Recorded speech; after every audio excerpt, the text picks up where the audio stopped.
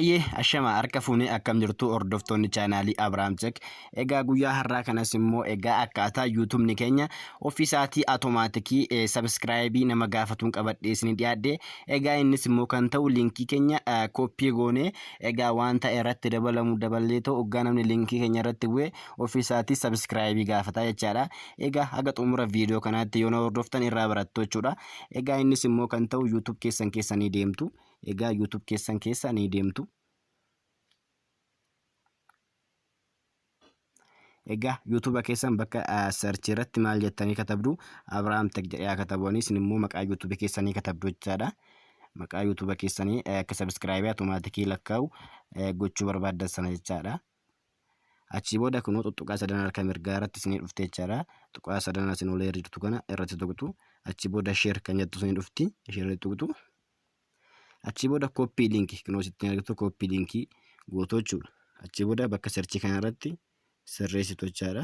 Achi booda paste gootu jechaadha irratti qaqqabdanii sekondi tokkoof. Achi booda asirratti maal gootu mallattoo gaaffii tuqxanii sub jettanii barreessitu jechaadha. Sub jettanii kunoo tuqaa kana argaa fayyadamtaniin booddee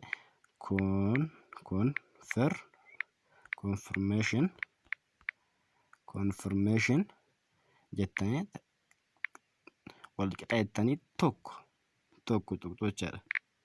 Tokko qofaa tuqxu jechaadha. Achi booda copy gootu jechaadha.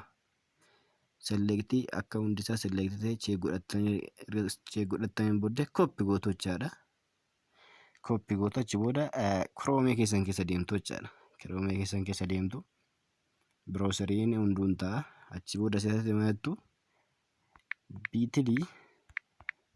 bit.ly.com jettaniit katabdu jechaadha. Achi booda search gootu. Achi booda kunoo bakka shorten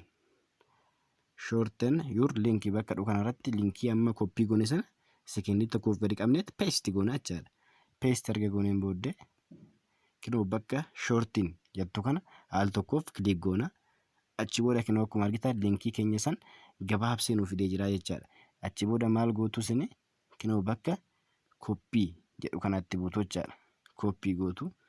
Achi booda as keessaa baatanii karaa message ta'uu danda'a, karaa Telegramii, karaa Imo, karaa Facebook, karaa barbaadan namaaf ergitu jechaadha. Ani fakkeenyaaf karaa Telegramii fayyadamee isin agarsiisu. Achi booda chaanaalee kiyya irrattan Abrahaam Tech group kiyya irrattan paste godha jechaadha. Paste godheen isaan copy godhe sana linkiin achirraa copy godhe sana paste godheen ergaa fi jechaadha. Asirratti share godha jechaadha. Achi booda haala kanaan dhufa jechaadha linkichi. Achi booda namni tokko asirratti dhufee bu'aa ta'e amarratti buuna.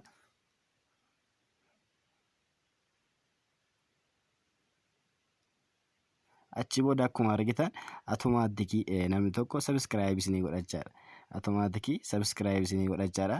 Ofuma isaatii YouTube'n keessa subscribe gaafachaatii jira jechaadha. Achi booda namni tokko subscribe kan jettu kana irratti yoo bu'e subscribe isin godheera jechaadha. Fakkeenyaaf unsubscribe kan jedhu irratti nan bu'a. Kun akkuma argitan subscribe ta'ee jira jechaadha. Subscribe ta'ee jira. Egaa haala kanaan fayyadamaanis jedha. Egaa hagam barnoota biraan deebi'ee dhufutti nagaatti.